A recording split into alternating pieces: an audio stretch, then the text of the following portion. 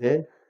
अब आपके आशीर्वाद से उन 25 में से 11 मैं आका मोरिया बुला दिया, इलिया के दर्द बात रख सकता है। लेकिन हमारे बवाई का सोचो साहब, जब हम व्यापारियों से बात करने के लिए, उनका समर्थन लेने के लिए गए थे, तो हमारे पीछे पीछे गाड़ी कर रहे थे, हमारे को धमका रहे थे कि आपको अंदर डाल दूंगा। अरे SHO साहब, आपसे बड़े भी और अधिकारी होंगे। पुलिस ही सब कुछ नहीं है, कोर्ट भी है। यह देश कानून से चलता है, संविधान से चलता है। आपसे पहले भी एक यहां पर अधिकारी रहकर गए थे SHO, उन्होंने भी अपनी खाकी वर्दी का रोप दिखाया था।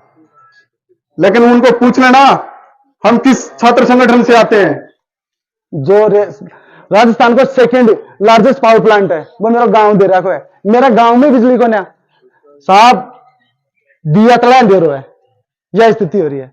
नाम है जो अभी बम्बई में पहुंच चुके हैं और बम्बई में पिछले 6 दिनों से धरना जिनको लेकर किसान है जो ग्रामीण सिक्कर साल से कॉमरेड उनके बीच यहाँ पर पहुंचे हैं। आप देख सकते हैं इस वक्त की पहुंच चुके हैं।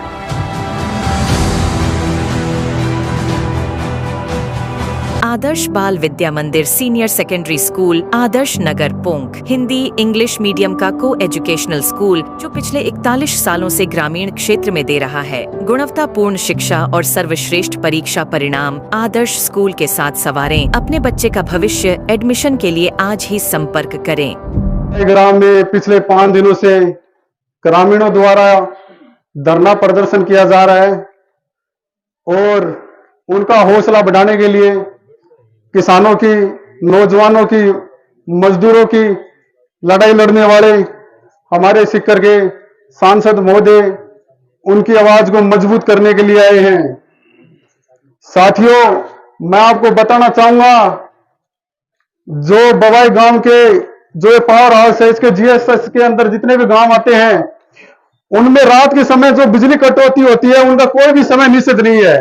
रात को ये 4 घंटे 5 घंटे बिजली कटौती कर देते हैं, जिससे ग्रामीण इतने परेशान हो रहे हैं। इनके ऑफिस आकर जब बोलते हैं तो किसी भी प्रकार की सुध नहीं लेते हैं। और ग्रामीणों के हिस्से की जो ये लाइट है, यहाँ पर ये जो क्रेशर है, पूरा क्रेशर जोन है, इनके हिस्से की, ग्रामीणों को हिस्से की लाइट दे रहे हैं। और इनको जब हम बोलते हैं कि हमारे को लाइट दो, तो ये फिर केस लगाने की, मुकदमा लगाने की बात करते हैं। राजस्थान का सेकंड पावर प्लांट यहाँ पर बवाई की धरती पर 1000 बीघा में लगा हुआ है।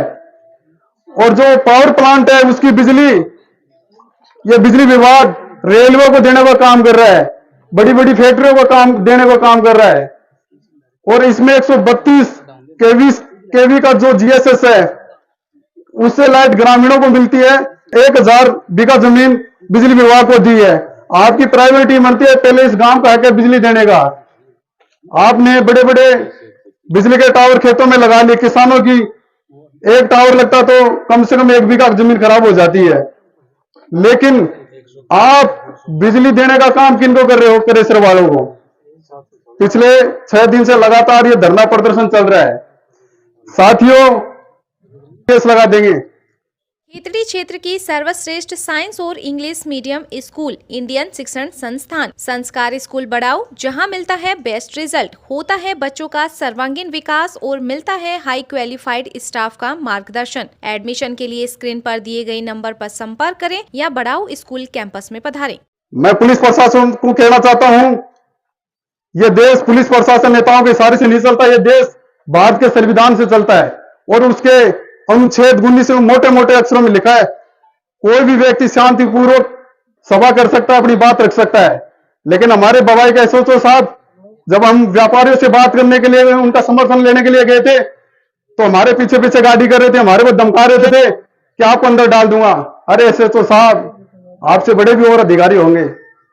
पुलिस ही सब कुछ नहीं है, कोर्ट भी है। यह देश कानून से चलता है, संविधान से चलता है। आपसे पहले भी एक यहां पर अधिकारी रहकर गए थे SHO, उन्होंने भी अपनी खाकी वर्दी का रोप दिखाया था। लेकिन उनको पूछ लेना हम किस छात्र संगठन से आते हैं।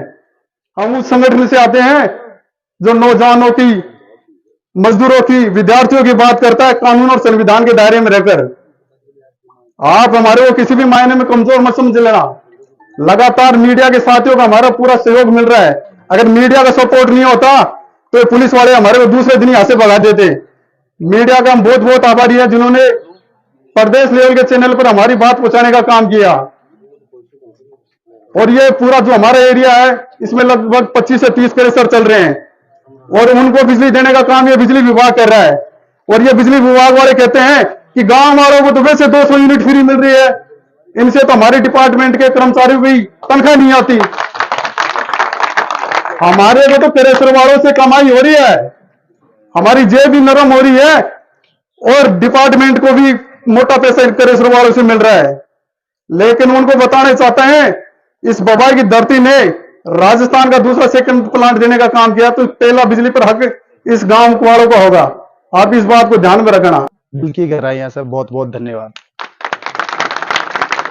आज टाबरा की जो स्थिति ही या युवा की जो स्थिति ही धरना को पर एको संज्ञान लेवाने एक भी जनप्रतिनिधि आर कौन चाल्यो माम राम जी ने शब्द को नहीं मेरे का आंगन बतावा के लिए इतना खुश हूं कि ये लोग आखिर शुद्ध ले बनाया। शासन प्रशासन की तरफ से कोई भी एक्शन नहीं। तकरीबन 6 दिन, आज 6 दिन होगा, 6 दिन से ये लोग हम लोग अठे बैठे पूरे दिन पूरी रात 24 घंटा को धरना चल रहे हो। एक भी जनप्रतिनिधि आकर आज तक सुध गुन लियो। यार कितनी शर्म की बात है। अठा का लोकल जो भी जनप्रतिनिधि है शर्म तो आनी चाहिए। ये सिक्कर से चाल के अठे पधारे ही जो स्थानीय जनप्रतिनिधि है मैंने डूबर मर जाना चाहिए। मैं सबसे बड़ी गलती मानू अमाजता की कि अया का लोगों ने चुन जबा दिया। यार अया का लोगों को तो इतना भयंकर बहिष्कार होना चाहिए कि मैंने गांव में घुसवा की अनुमति नहीं मिले। अभी मैं कुछ 6-7 दिन से अड़े बैठे हूं। रात ने बीच ऑर्डर कंसला मेरे कन वीडियो है। ऑर्डर कंसला पुलिस प्रशासन को बढ़िया सहयोग है पर आज बेरोना प्रशासन के दिक्कत हुई। जाकर गांव का जितना भी जो व्यापार मंडल हो व्यापारियों ने जाकर धमकानो देखो सोबनिया काम को नहीं हो ठीक को नहीं हो आगे से आया को व्यवहार मना करियो। ये आपकी सही इच्छा से व्यापारी आया है। आने एक भी आदमी जाके यहाँ उनके तो दुकान बंद करो, ये अपनी इच्छा से दुकान बंद करा। दोबारा अगर आया को व्यवहार होगा तो ये सहन को नहीं होगा। मैं पुलिस प्रशासन ने बोल रहा हूँ आगे से आया को व्यवहार नहीं होना चाहिए। दूसरी आईएम साहब आज से 3 दिन पहले अपना आपने यह साबित कर चुका है कि मेरा बस की बात को ना, मेरी दुकान में सामान को ना, तेरी दुकान में सामान को ना अठा दूसरा लिया जी की दुकान में सामान है, जी की दुकान में सामान हो। एक्शन साहब भी प्राण दे दिया बोले मेरी दुकान में भी सामान को ना। एससी साहब से बात करो। एससी साहब काल आश्वस्त करा कि यार ये तो थारी छोटी सी डिमांड है, ये तो पूरी हो जाएंगी। मैं थारकन काल पूछूं, अभी तक पूछा को ना।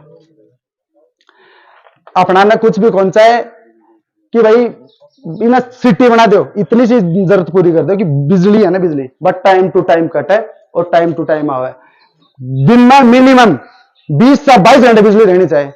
1000 बीघा जमीन है ना, मेरा गांव दे रखो है, जिस पावर प्लांट है वो मेरा गांव दे रखो है। मेरा गांव में बिजली को ना साहब दिया तला दे रहा है, यह स्थिति हो रही है। मैं जो भी उच्च अधिकारी है बस अनुरोध करूं कि जितनी जल्दी समस्या को समाधान हो जाएगा बहुत बढ़िया बात है। क्योंकि यहाँ के जो विधायक होते हैं अपने अपने आदमी की गाड़ी लगाते हैं। क्यों? यहाँ की जनता को कोई भी काम रहेगा, नेताजी का फोन आ गया, कोई काम नहीं होगा। यहाँ के एन और जयन छोटे से कनेक्शन करने के 5-5 हजार रुपए लेते हैं साथियों, लेकिन यहाँ बबाई के अंदर कोई बोलने वाला नहीं है, क्योंकि यहाँ का नेतृत्व करने वाला बहुत कमजोर लोग है। सिर्फ उन्होंने शहीदों के नाम पे राजनीति की है साथियों। उन्होंने कहा कि मेरे पिताजी ने राजनीति की है, वो शहीद को बदनाम करने का काम किया है साथियों। हम शहीदों का सम्मान करते हैं, लेकिन ये बीजेपी के लोग हैं, ये सिर्फ और शहीदों की चिता पर राजनीति करते हैं। धन्यवाद। जब भी राजनीति का चुनाव का टाइम आता है तब ये लोग आते हैं तो ये बोलते हैं कि हमने डेयरी मनवा दी, पावर हाउस, बड़ा पावर हाउस मनवा दिया, ये मनवा दिया। क्यों? उसको हार लगा के छुपके मरेंगे हम, क्या करें? ये क्या काम आएगा? मैं ये पूछना चाहता हूँ, या 6 महीने से इनकी पोस्ट खाली है, कई बार अवगत करा दिया अधिकारियों को, आज तक वो AN की पोस्ट नहीं भरी गई है यहाँ। और मैं यही कहना चाहता हूँ कि यहाँ लाइट की व्यवस्था सही की जाए। और आज उनको सभी को अवगत करवा दिया गया था कि सांसद महोदय यहाँ पहुंच रहे हैं, तो कुछ वार्ता के लिए यहाँ आए। ऐसी साहब आने के लिए बोल रहे थे, कोई वार्ता करने के लिए कोई तैयार नहीं है, तो ऐसे हम उठने वाले भी नहीं है। चाहे भूख हड़ताल करनी पड़े, हम यहीं रहेंगे। 6 दिन से सफाई के नेतृत्व में तमाम विद्यार्थी नौजवानों ने बिजली की कटौती जो भयंकर हो रही है, और ऐसी गर्मी में जब पिछले 20 साल का रिकॉर्ड टूट रहा है, मतलब 20 साल पहले कह रहे हैं कि ये टेम्परेचर जो 48, 50 और कई जिलों में तो 51 हो गया। जब हम पढ़ते थे, जब अखबारों में पढ़ते थे कि बिहार में लू से इतने लोगों की मौत हो गई, लेकिन राजस्थान में पहली बार शायद लू से और इस टेम्परेचर से मौत होने का काम हुआ है। सरकार कह रही है 17 हुए हैं, और मीडिया के बंधु कह रहे हैं कि 100 से ज्यादा इस तापघात से हो गई। एक तरफ भयंकर गर्मी है और दूसरी तरफ सरकार की तरफ से भयंकर बिजली कटौती है। जबकि राजस्थान में जितनी 14,000 मेगावाट, सबसे पीक से पीक आवर में भी 14,000 मेगावाट की आवश्यकता है, और राजस्थान की धरती पे, राजस्थान के हिस्से में 29,000 मेगावाट बिजली बनती है। लेकिन वो जो बड़ी बड़ी कंपनियां, हमारा बिजली मंत्री अभी जैसलमेर गया था, अंबानी की, अडानी के जो सोलर पावर प्लांट है उनको देख रहे थे। असल बात क्या है कि जितने भी देश में 29 राज्यों में सूर्य की रोशनी से जो बिजली बनती है, जिसको सौर ऊर्जा कहते हैं, पूरे देश में सबसे ज्यादा राजस्थान में बनती है। लेकिन उन कंपनियों को सरकार ने छूट दे रखी है, क्योंकि निजीकरण में ये व्यवस्था है कि वो कंपनी, प्राइवेट कंपनी अपनी बिजली कहीं भी इस देश के किसी भी कोने में किसी भी पावर प्लांट को उपभोक्ता को बेच सकती है। जो 1.5 मेगावाट बिजली खर्च करता है उसको देश के किसी कोने में बेच सकता है।